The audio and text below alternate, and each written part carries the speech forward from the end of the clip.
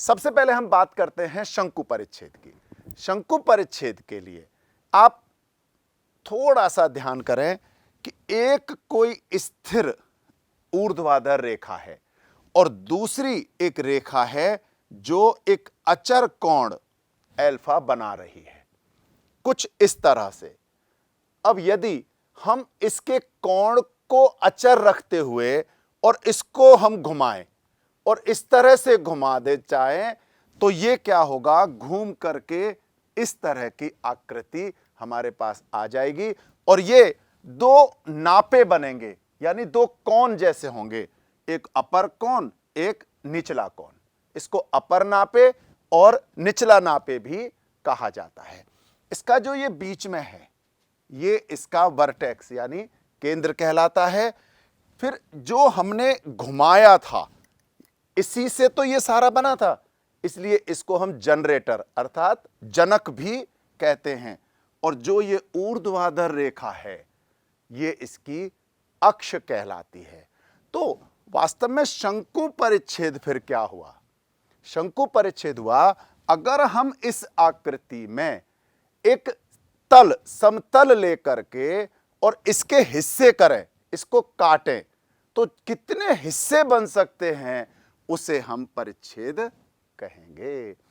परिच्छेद में ध्यान क्या रखना है कि एक तो ये कोण जिसे हमने घुमाया अचर होना चाहिए, दूसरा ये जो स्थिर रेखा है ये, तो अर्थात किसी भी लंबवृत्तीय शंकु की एक समतल द्वारा परिच्छेद करते हैं तो प्राप्त वक्रों को शंकु परिच्छेद कहते हैं। हम ऐसा भी कह सकते हैं कि यदि कोई बिंदु इस प्रकार से गमन करता है कि उसकी एक स्थिर, ध्यान रखना, एक स्थिर बिंदु और स्थिर रेखा से यदि उनकी दूरी का अनुपात निश्चित हो तो ऐसे सभी बिंदु पथ को हम शंकु परिच्छेद कहते हैं। आइए और आगे चलते हैं। चार प्रकार की वक्र आकृति हमें इस तरह के समतल से किसी भी शंकु को परिच्छेद करने पर बनती है। सबसे पहली आकृति वृत्त की आकृति।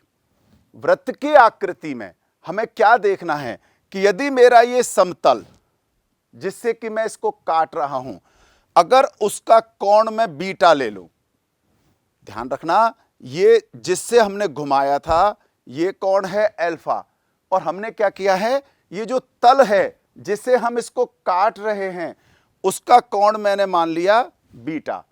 यदि मैं इस स्थिर रेखा के इस तल को 90 डिग्री के कोण पर रखूं अर्थात बिल्कुल लंबवत काटें, तब ये वृत्त बनता है।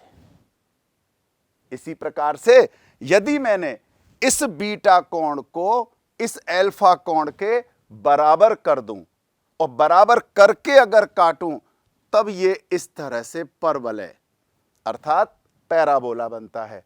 और यदि मेरा ये वाला कोण जिससे कि मैं इसको काट रहा हूं वो अल्फा से तो बड़ा हो परंतु 90 डिग्री से छोटा हो, क्योंकि 90 के बराबर हुआ तो वृत्त बन जाएगा, इसलिए 90 से कम हो लेकिन इस अल्फा से बड़ा हो, तब वो बन जाएगा मेरा दीर्घवृत्त अर्थात इलिप्स।